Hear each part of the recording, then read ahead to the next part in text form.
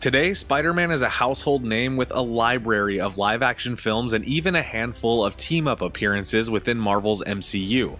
But in the early 2000s, fans of Peter Parker and his epic heroics were limited to comic books and the few popular cartoons following the webhead and his gallery of exciting villains. That of course would all change in 2002 when Hollywood would release its long-in-development live-action Spider-Man film and introduce audiences to a universe that is still in the Marvel canon today.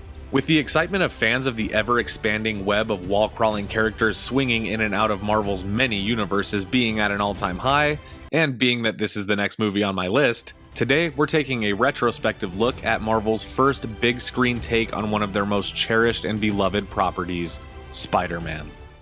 By the year 2002, comic book films were finally starting to get big-budget, full-length features, and with the commercial success of films like Blade and X-Men, studios could see that audiences were proven to show up with their wallets at the ready for live-action creations of these brightly colored comic book heroes. Of course, with the film rights to Spider-Man being fully acquired by Sony, executives at the studio were eager to begin working on a live-action version of the friendly neighborhood Spider-Man. But how does this movie hold up against today's incredible filmmaking standards? Find out in today's episode of Marvel Revisited.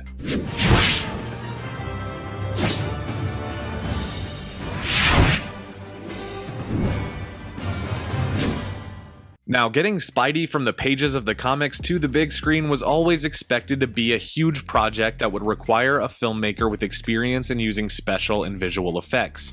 This is something that was less common in the early 2000s, as CGI and visual effects were much more unexplored territory in those days. Originally, the film rights were purchased by Cannon Productions in 1985 for just $250,000, but by the year 1999, Sony had secured the rights to Spider-Man, and the future of Peter Parker in live action would be in their hands. Acclaimed director James Cameron was originally attached to the project as the film's director, and he planned for the part of the titular web-slinger to go to a young Leonardo DiCaprio. The original screenplay would feature much darker material and some highly unusual changes from Spider-Man's comic book origins, some of which made their way into the final version of the film years later. An example of this would be Peter's organic webbing, which comes directly from his wrists. This is something that was native to the films and had never really been explored in the comic books. We have a whole video covering the movie that could have been here on the channel, so make sure you check that out. Sony also considered the likes of Roland Emmerich, Tony Scott, Chris Columbus, Tim Burton, David Fincher, and even M. Night Shyamalan as directors for this massive undertaking, but they all ultimately fell through for various reasons. However, Sony executive Amy Pascal says that her first choice for director was always the fan-favorite cult horror filmmaker, Sam Raimi. Raimi was hired in the year 2000 for a summer 2001 release schedule. Definitely a tight squeeze for such a big project, but Raimi accepted the challenge, stating that he was a huge fan of the comic books and characters. The original screenplay for the film, developed by James Cameron, had been used as the basis for the film's new screenplay written by David Coep and would hold some of the DNA of the original script. With a fresh new treatment and a team of excited and capable filmmakers, it was time to cast the first Spider-Man that we would see in live-action cinema. Today, fans of the original Raimi trilogy see Tobey Maguire as a completely relevant and important piece of Spider-Man's live-action legacy. Maguire wasn't Sony's first choice for the character, or their second, or their third. The studio originally considered many actors for the role of Spider-Man, including Freddie Prinze Jr., Leonardo DiCaprio, Wes Bentley, Heath Ledger, and even John Cusack. James Franco even screen tested for the lead role, but was ultimately hired to star as Peter's best friend, Harry Osborn. After Raimi saw the film The Cider House Rules, Tobey Maguire quickly shot up the list of candidates and became Raimi's #1 contender for the titular role. Maguire was hired to play Peter Parker in July of the year 2000 after doing a screen test to show that he could indeed handle the intense fight choreography and physicality involved with the role. John Malkovich and Nicolas Cage were both considered for the role of Norman Osborn, aka the Green Goblin, before the casting department was ultimately sold on the stunning and goblin-like performance of Willem Dafoe. The role of Peter's love interest, Mary Jane, was sought after by big-name talent like Kate Bosworth, Elizabeth Banks, and Kate Hudson. The role was given to Kirsten Dunst, and she stated that the casting of Maguire gave her the feeling that this superhero blockbuster would have more of an indie film feel to it. Of course, we also see the beloved and recurring J.K. Simmons playing J. Jonah Jameson, and man did he ever chew some scenery in these movies. The film follows the origin story of Peter Parker and sets us in his hometown of Queens, New York, where a 17-year-old Peter lives with his Aunt May, played by Rosemary Harris, and his Uncle Ben, played by Cliff Robertson. The story introduces us to Peter by showing us a morning in his life. He's chasing down the bus, late to school, only to be completely shined by his classmates once he gets on the bus. Peter is shown to be awkward, unpopular, and generally unlucky, but hopeful. It's here where we're introduced to Peter's friend Harry and his father/future Green Goblin. Harry is more popular than Peter and definitely seems to be more confident, which is a nice contrast to Peter's more shy personality, but we also get some subtle hints that Norman is kind of ashamed of Harry and more impressed with Peter. All of these things will develop and eventually pay off within the trilogy. While on a field trip, we get to see more of Peter's dynamic with Harry, as well as a growing mutual romantic interest in Mary Jane. This is where we see the iconic spider bite, and it looks like it is pulled directly from the comic books.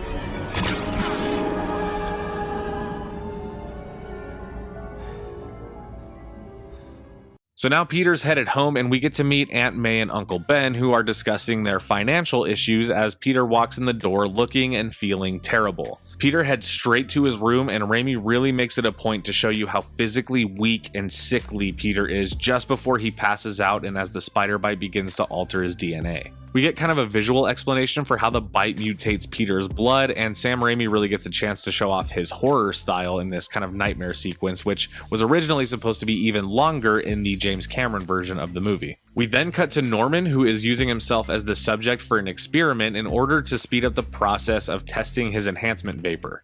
This causes some unforeseen side effects, and Norman Osborn is transformed into a murderous maniac who kills his lab technician. Like, for no reason.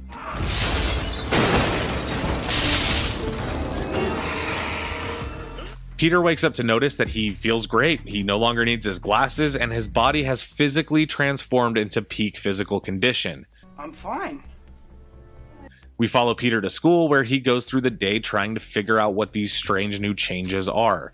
I love this scene in the cafeteria where Peter saves MJ from slipping and catches her food. They actually shot this for real and used adhesives on the tray to make everything stick when it landed. This, of course, is much easier to achieve now with CGI, but the practical effect used for this scene is just great and really holds up. However, Peter gets himself into trouble when his organic webs latch onto a vacant lunch tray, and Peter accidentally launches it straight into his bully, Flash Thompson, played by Joe Manganiello, setting a full-on fist fight into action. Peter's spider senses make him hyper-aware and help him from getting beat up by Flash, and the choreography in this scene is actually really fun, and definitely some interesting and immersive camera work here. I really like this. Peter leaves school to avoid answering for any of the strange and unexplainable abilities he's been demonstrating all day, and this is where Peter unlocks another one of his abilities, wall crawling. I really enjoy this close-up macro shot of the little hairs on his fingertips growing. It looks awesome and again gives a really efficient explanation for what's happening. Then we get a montage of Peter discovering the rest of his powers, which is really the first big use of CGI in this movie. The wall crawling and building jumping scene is extremely fun to follow, but some of the CGI looks a bit strange in the broad daylight of this scene. Sam Raimi did do a great job using CGI sparingly and only in clever lighting and focal points that hide the details, but some of it simply just doesn't hold up.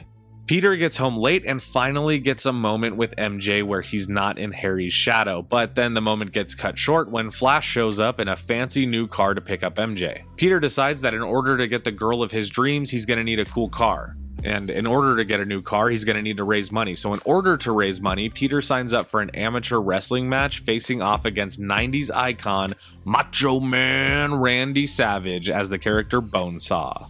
Just before Peter enters the match, he is being dropped off by Uncle Ben, and this is where we get the iconic "with great power comes great responsibility" scene. This scene has been recreated for all three of our live-action Spider-Man, however, this was the first time we saw it, and it is arguably still the most powerful. With great power comes great responsibility. When Peter enters the match, he's introduced as the Amazing Spider-Man by Bruce Campbell, who is the star of Raimi's popular Evil Dead series. This was an Easter egg to the Amazing Spider-Man comic book title, which remains one of Marvel's most popular comic book franchises. Peter does win the match, but is ultimately cheated out of his pay by the fight promoter. I need that money. I missed the part where that's my problem. It's okay though, because the promoter is robbed right after that, and Peter willingly lets the robber go as payback for not getting paid. I missed the part where that's my problem. Unfortunately, the guy that Peter let go turned out to be the same guy that shoots and kills Peter's Uncle Ben. Peter doesn't know this at the time, but he realizes it when he catches the guy and accidentally lets him fall to his death. Peter is distressed and feels guilty about what happened, but he knows that he can't tell anyone. This stuff is fairly accurate to the source material, and it really shines as an emotional point in the film. So now Peter's graduating and still feeling the guilt of Uncle Ben's death. We find out that Harry and Peter are getting an apartment in the city together, and we have a nice moment between Peter and Aunt May where they can kind of grieve Uncle Ben together. This movie does a great job at evoking those deep emotions in you when you rewatch it. I feel the acting was just superb, especially coming from Rosemary Harris and Cliff Robertson for some of these more dramatic scenes. Peter sees this newfound power as his responsibility to stop people like this robber from hurting New York's innocent citizens like his Uncle Ben. We see a triumphant swinging montage and get our first glimpse of the iconic Tobey Maguire Spider-Man suit in all of its glory. According to the filmmakers, new filming technology was used in order to swing at high speeds through the air for tracking shots and to give audiences Spider-Man's point of view for some of the swinging sequences. This definitely would go on to inspire the movie swinging we see in future Spider-Man movies. So now Spider-Man is becoming more famous around the city and in the public, and even gaining the interest of the Daily Bugle and J. Jonah Jameson, played by J.K. Simmons. These weirdos all gotta have a name now. While Spidey is getting more popular, Peter is struggling in his personal life as he finds himself looking for a job. This turns out to be perfect timing, as the Daily Bugle is hiring photographers to take pictures of Spider-Man, something that Peter would be especially good at. Peter sells some photos of Spider-Man to Jameson, and he's on his way to getting hired full-time, or at least that's the goal. But then we check in with Norman, who is getting cast out of his company Oscorp. The board had unanimously voted him out, and it was not mutual, and Norman did not take it well. You know how much I sacrificed? So now Norman is hitting an all-time low, while Peter's life seems to be improving as both himself and Spider-Man. While attending a parade in the city, Harry and MJ are discovered as a couple by Peter, and the moment is immediately interrupted by the first full appearance of the Green Goblin, who flies in on his glider to pumpkin bomb the parade. This springs Spider-Man into action, and he shows up to temporarily fend off the Goblin and save the day. He gets to rescue MJ, and they get their first moment to kind of flirt and plant the seed of romance between Spider-Man and Mary Jane. In one of these close-up shots, Spider-Man is swinging through the air with Mary Jane, and they actually just had Kirsten Dunst swinging from a wire and holding onto a dummy in a Spider-Man suit. So that's actually not Tobey Maguire. It's not even a person. It's just a dummy. We get a chance at this point to really see Willem Dafoe chew some scenery in this movie.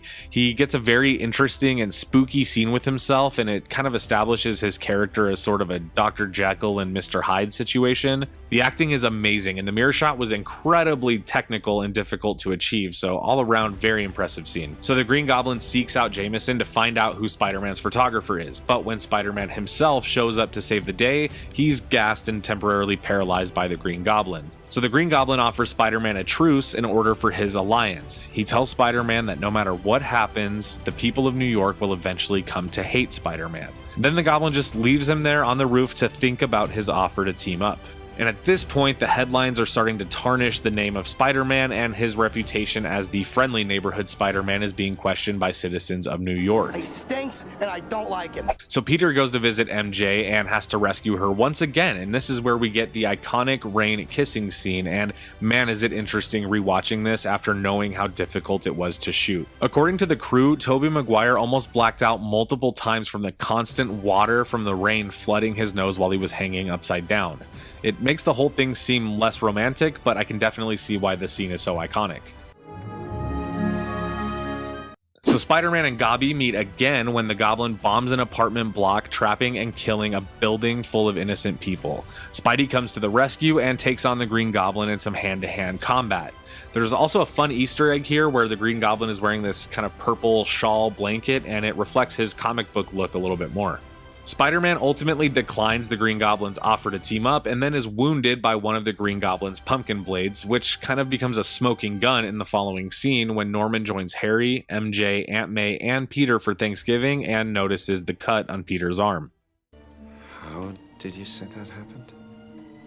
So with the new knowledge that the true identity of Norman's arch nemesis is his son's best friend, Norman plots to attack the people that Peter loves in order to destroy him.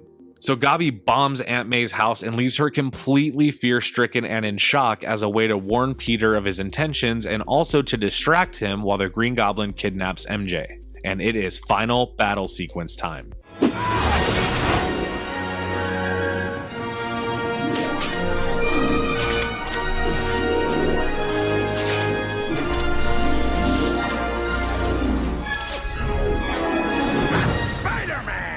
The Green Goblin has taken an entire tram of people hostage and has MJ in his possession. When Spider-Man arrives, he's given a choice from Norman. He can either save the car full of innocent people or save MJ, the love of his life. The point for Norman is to prove that in the end, doing what's right isn't always black and white. Before he has to make such a difficult decision, Spider-Man is assisted by a group of angry New Yorkers on the bridge who start throwing debris at Green Goblin. You mess with one of us, you mess with all of us! Spider-Man is able to save both the tram and MJ by the skin of his teeth, and he brings her to safety before heading to face off with the Green Goblin. The final conflict is just a brutal hand-to-hand street fight between Peter and Norman. It's very aggressive as a fight scene, and it's probably my favorite fighting in this whole movie. So Goblin is beating the lights out of our hero until Spider-Man is able to make a comeback and subdue Norman. This is where Peter discovers that the Green Goblin's true identity is Norman Osborn, and Norman makes his final attempt to pander to Peter's soft side while also trying to stab him in the back with the blades of his glider. Literally stab him in the back. However, Peter's spider sense kicks in and he dodges the glider only to see it fatally injure Norman. This scene is intense and powerful even on its own. If you were to isolate it from the rest of the movie, this scene could still serve as a powerful piece of Spider-Man media. So our hero drops Norman's body off at his house, but then is caught by Harry, who now assumes that the mysterious masked Spider-Man from the headlines is his father's killer. And then we get to the final scene of the film, Norman's funeral. This scene captures a lot in the final minutes of the movie. It shows that Harry and Peter are going to have a weird and challenging relationship, as Peter is secretly Spider-Man, who Harry blames for Norman's death. And then we get a truly bold choice from the writers to have Peter choose not to be with MJ in the end. This leaves the viewer truly not knowing what Spider-Man's future will be. Until...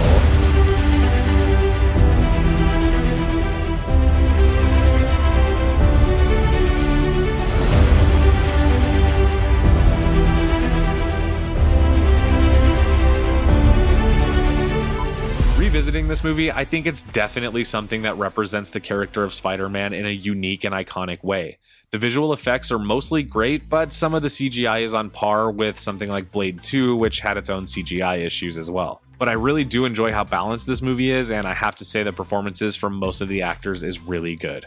The film was released in April of 2002, and audiences fell in love with this movie, as proof by its $825 million worldwide box office debut off of just a $139 million budget. Critically, the movie has done well also, seeing a 90% on the tomato meter, if you care about that, and the movie would go on to ignite plans for immediate sequels in the mostly beloved Sam Raimi trilogy. Spider-Man 2 is a direct follow-up to the first film and picks up the story with Peter Parker still living in New York and moonlighting as Queen's web-spinning vigilante. The film develops Peter's personal life and storyline, as well as Spider-Man's growth into popularity and infamy. Spidey's power and will to do good will be challenged when Peter's role model and mentor, Dr. Otto Octavius, turns evil and plots to destroy the city as Dr. Octopus. We see returning fan-favorite characters, callbacks to the previous movie, and of course some of that delicious Sam Raimi camp mixed with state-of-the-art technology. Originally titled The Amazing Spider-Man, the movie was given a chunky budget of $200 million and was originally set to feature a Dr. Octopus that was closer to Peter's age and have him as a secondary romantic interest for Mary Jane. After the script underwent a rewrite from Sony hire Michael Chabon, we ended up with a more mature Doc Ock with more of an Uncle Ben style bond with Peter. Raimi stated that he wanted to focus this film on Peter's battle to manage getting what he wants in his personal life and also living up to the responsibility as Spider-Man. At its core, the film raises one question: can we have it both ways? And of course, this is classic Spider-Man. But do you know what you definitely can have both ways? JoBlo videos. Make sure you like and subscribe for the absolute best in movie content. Despite having a 3-film contract, Tobey Maguire almost didn't return for this movie after sustaining a back injury during the filming of the drama Seabiscuit and was replaced by lookalike actor Jake Gyllenhaal. There's been reports and rumors that this was mostly a ruse for Tobey to get more money for playing the now iconic character, and I don't know. But even if that was the case, it did get Tobey a raise with some help from a connection he had at Universal, and Gyllenhaal would have to wait well over a decade to get a chance to shine in a Spider-Man film when he portrayed Mysterio in the divisive Spider-Man Far From Home. We do also see the return of Kirsten Dunst as MJ, James Franco as Harry Osborn, and Rosemary Harris as Aunt May, who is yet again a standout performance in this movie. The villain casting for this movie was critical, as the first film gave us the iconic performance of Willem Dafoe as the Green Goblin, and that's a lot to live up to. Actors like Christopher Walken, Chris Cooper, and Ed Harris were considered for the role. Ultimately, the decision to hire Alfred Molina came from Raimi's fascination with his performance opposite Salma Hayek in Frida. This casting was bold, as Molina was unfamiliar with the character prior to the casting, but this performance was easily one of the best we've ever seen when it comes to comic book movie villains. Molina states that while he wasn't initially familiar with the character of Doc Ock in the comics, he found that the character did have a very cruel sense of humor, and he wanted to incorporate that into his performance. Has anybody lost a large roll of $20 bills in a rubber band? Because we found the rubber band. The movie opens with a title credit scene that doubles as a recap of the previous movie. We get visuals from the last movie that show us Spidey's origins, his friendship and romance with Harry and MJ, Uncle Ben, Gobby, the works. Of course, Peter is living that Peter Parker life and struggling to stay afloat. After deciding not to be with MJ in the last movie, he's still not in contact with her and is keeping his distance from Harry after the death of Norman. Aunt May is struggling to make ends meet and is at risk of losing her home after the tragic loss of Ben. Meanwhile, Peter's life as Spider-Man has also seen better days, as Peter is sporadically losing his powers at unpredictable times.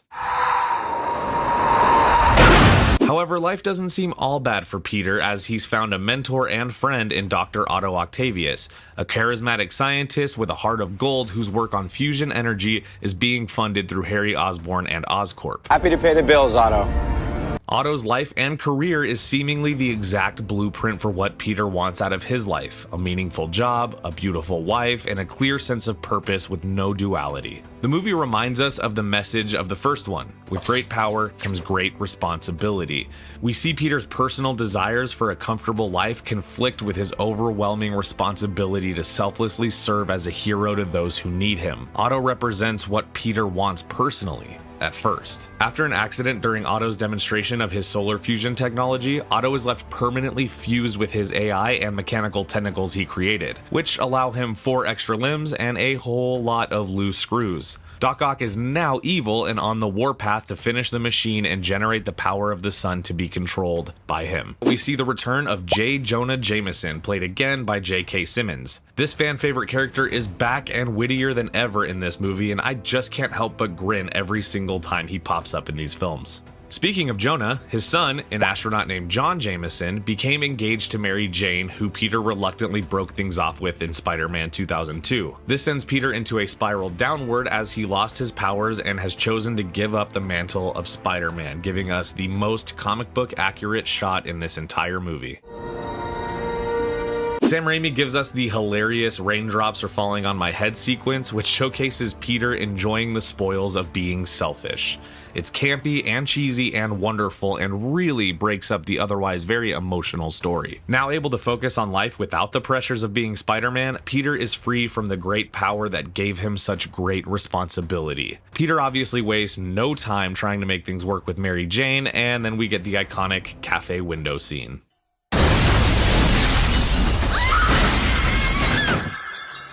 This scene was actually used as the first promotional shot that we saw for the new movie, and I still remember the teaser and seeing it in this epic slow motion shot with all the spectacle that fans were hoping to see. It was just so good. It was so good. And just like that, Spidey is back. So Pete realizes that the ones he loves will always be in danger as long as he's in their lives. Spider-Man battles it out with Dr. Octopus, and the train fight scene is yet another iconic moment from these movies that is insanely recognizable to audiences. They even ripped it off in Spider-Man Into the Spider-Verse, which I found hilarious. Spider-Man is now being challenged in every way possible, and that is what makes this rewatch so easy to get through. Alfred Molina's Doc Ock is a worthy adversary both physically and mentally. This villain is akin to Mr. Freeze in the classic episodes of Bruce Timm's Heart of Ice from the Batman animated series. It really gives us an empathy for this villain and kind of begs the question if they're even a villain at all. There's also a moment around this part of the movie that I really enjoyed despite never noticing it before.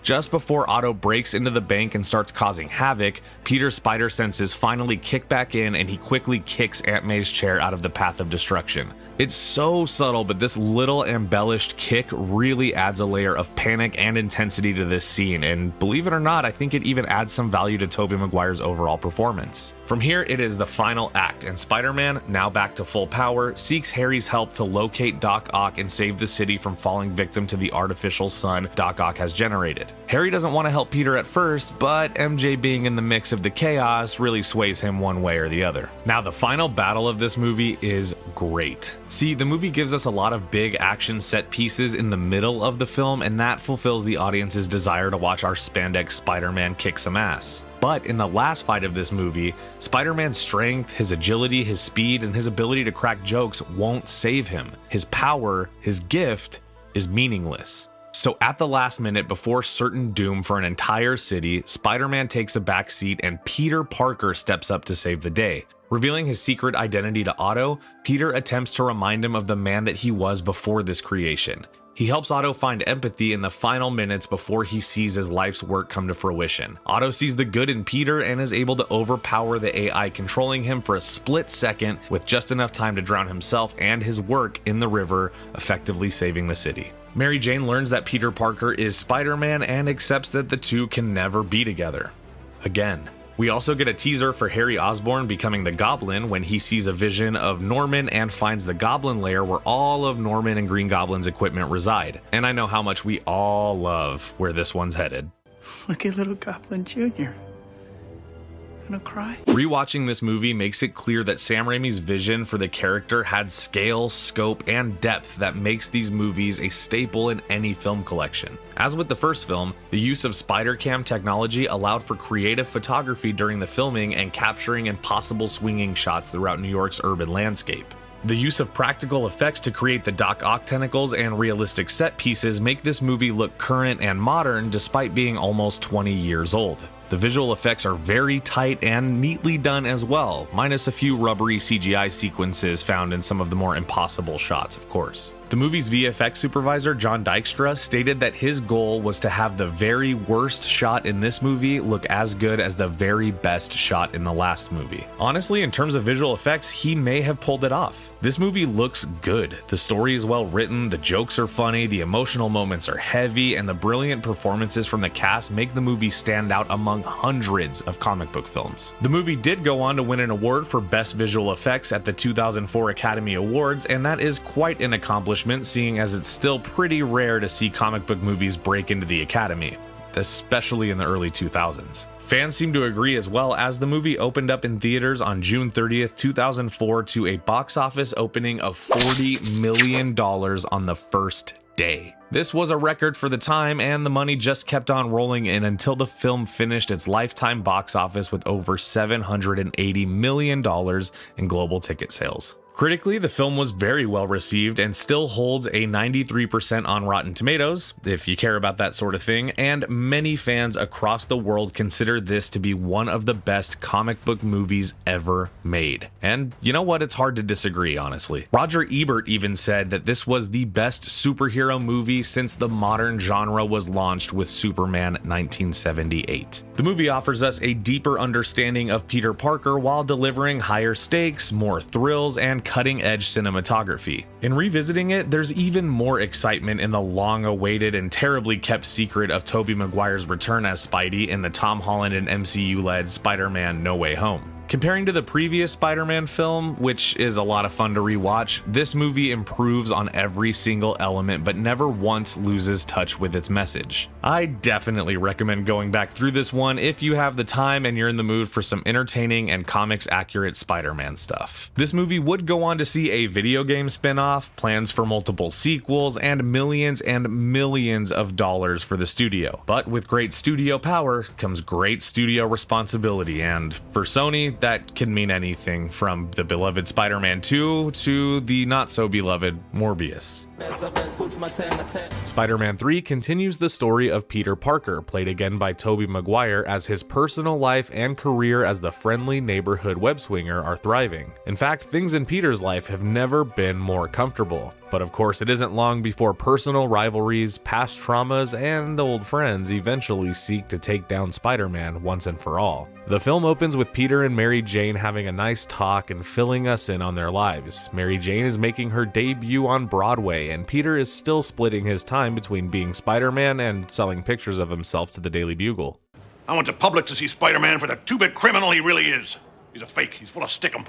They introduced the symbiote pretty early in this movie, although I must say there is literally no explanation of this stuff other than a few lines from Dr. Connors about it being dangerous, which comes way later in the movie. It just crashes into the park one day and is automatically part of the story now. This could be dangerous. Peter, you didn't keep any, did you?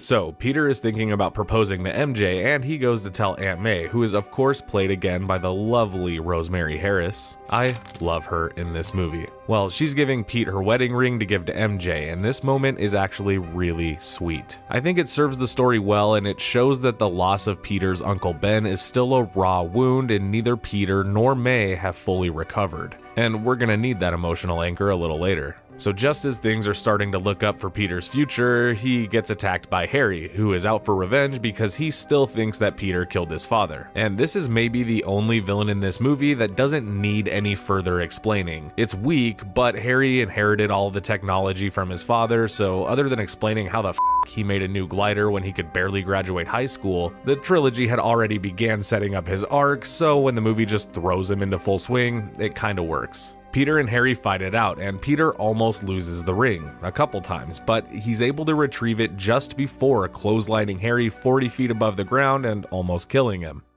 Right now, he can't remember the accident or anything that happened to him recently.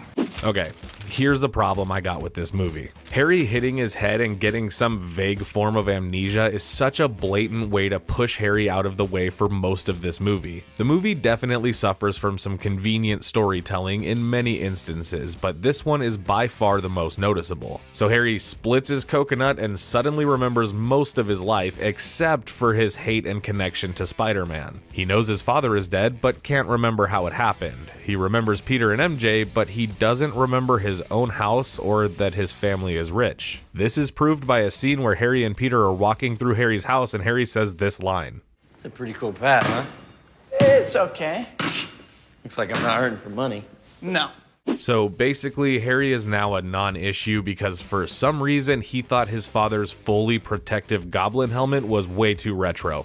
Nice one, Harry. So with Harry out of the way, the movie can focus on its other villain, Flint Marko, aka the Sandman, played by Thomas Hayden Church, and the way that this movie chose to introduce him is actually pretty good. We see Flint fresh off a prison break and retreating to his home. It's some good character building and it quickly makes us empathize with the character. We learn that Flint is a family man who's committing crimes for cash in order to help his sick daughter. It's completely easy to understand and sympathize with, and it's effective. Not a bad person. Just had bad luck. But what I don't like is how they explain his powers. He just kind of easily stumbles into a strange scientific research center that's doing some vague and completely unexplained tests on, you guessed it, sand. Not only is it like the middle of the night, which is strange, but there's also clearly no security, which you'd think there would be considering the hazard of whatever it is they're working on. And once Flint falls into this giant sand hole, the scientists even notice that there's something in there, but then they just assume it's a bird without verifying. Then they fire up their giant light beam thing and it inexplicably bonds Flint's body to the sand, and boom, Sandman.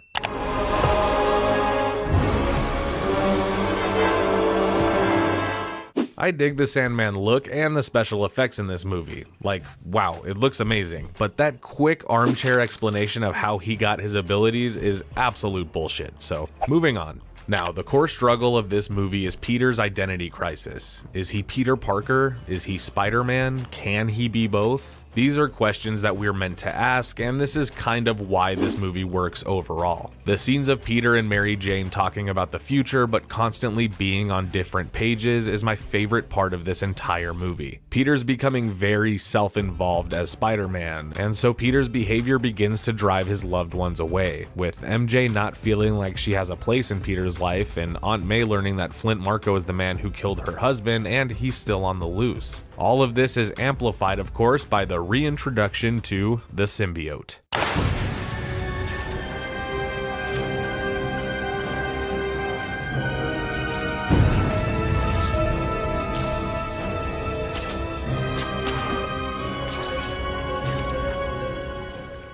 Visually, best scene in the movie, period, end of story.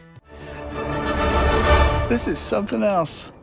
So the symbiote really just heightens all of Peter's pre-existing rage and ego. This of course is the beginning of the Bully Maguire, and I'll be damned if that isn't the most talked about movie meme in Marvel's entire catalog. I see this gif everywhere. I don't know, I guess I've become something of an icon. So I'm not gonna beat a dead spider, but this part of the movie is either lame or hilarious depending on who's watching it. Personally, other than this one shot,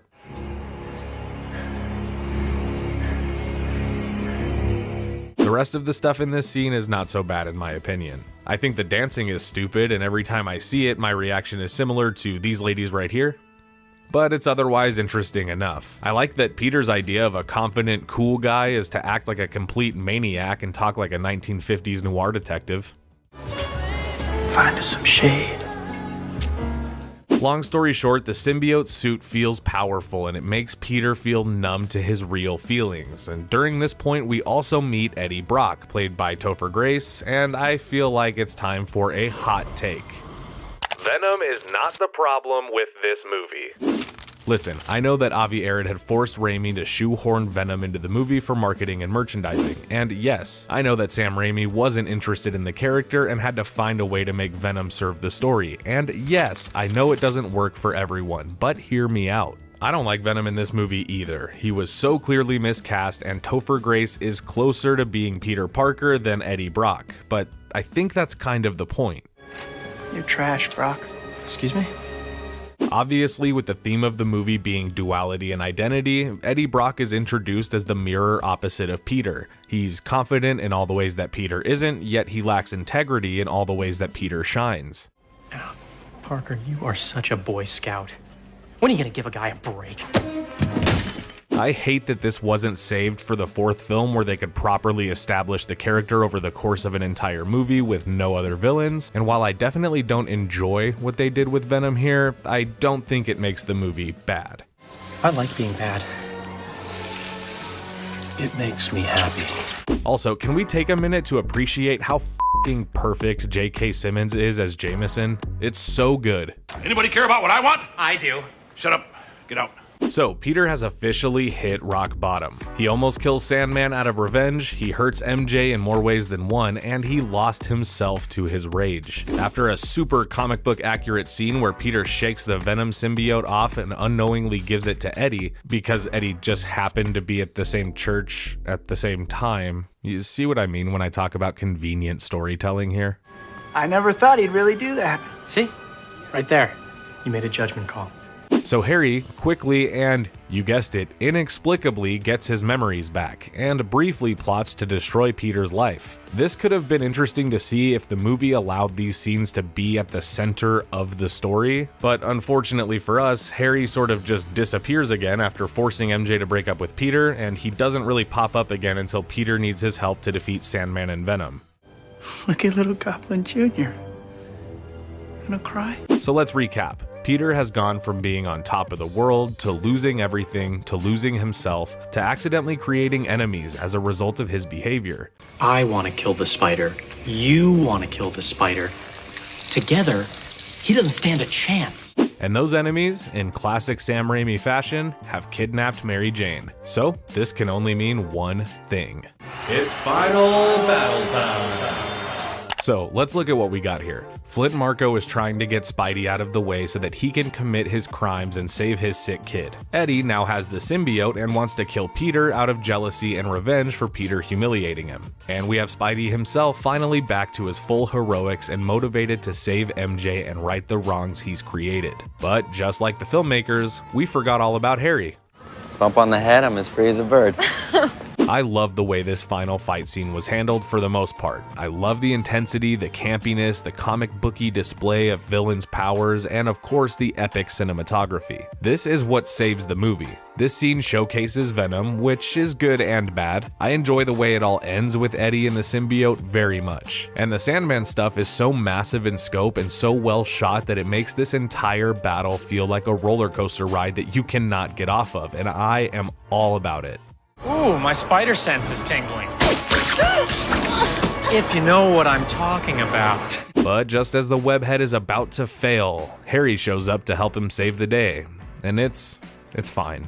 I appreciate the symbolism of Harry dying by his own glider to save Peter as opposed to his father who died the same way in an attempt to kill Peter, but honestly, I could have done without it. To me, the thing that takes up the most unnecessary space in this film is James Franco's Harry Osborn. There is nothing he does in this movie that I think is good. At all. He's evil in the beginning, then he gets rocked and forgets about it, then randomly remembers and goes dark again, only to show up and die at the last minute. However, it was cool to see them team up for at least one fight, so whatever. A couple minutes ago wouldn't have been so bad either. What are you gonna do? Peter recalls that the symbiote is sensitive to sound vibration, so he traps Venom and successfully separates Eddie from the symbiote. But before Spidey can destroy it with one of Harry's pumpkin bombs, Eddie jumps into the symbiote and blows up along with it. It's pretty sick. I really get into this part. And I do love the way that they button the Sandman. Instead of justice being served for the police, it was justice being served for Flint. The movie acknowledges that Flint is just as much a victim as anyone else, and his crimes are coming from a place of desperation, not greed or vanity or revenge. Peter is able to forgive Flint, and as such, forgive himself. But one thing really quick, it still doesn't work for me how they kind of just retcon what happened with Uncle Ben in the first movie to fit this in here. I don't know, something about it doesn't work. Oh, don't cry. But at the end of the day, this movie works for some people and doesn't work for others. I certainly think overall this movie isn't for me. But with that being said, there are things within this movie that make up some of the character's best movie moments. I'll give respect where it's due. Sam Raimi made the best movie he could make with the ridiculous demands from the studio and the producers. And I don't think it deserves to be shelved, but I'll stick to Spider-Man 2 when I'm in the mood for a friendly neighborhood adventure. You know what I mean? Now, this is a divisive movie, so I must know, what do you think about Spider-Man 3? Do you love it? Do you hate it? And do you think we'll see Tobey Maguire again in Secret Wars? Comment it all down below, and we will see you next time on Marvel Revisited. Go get him, Tiger.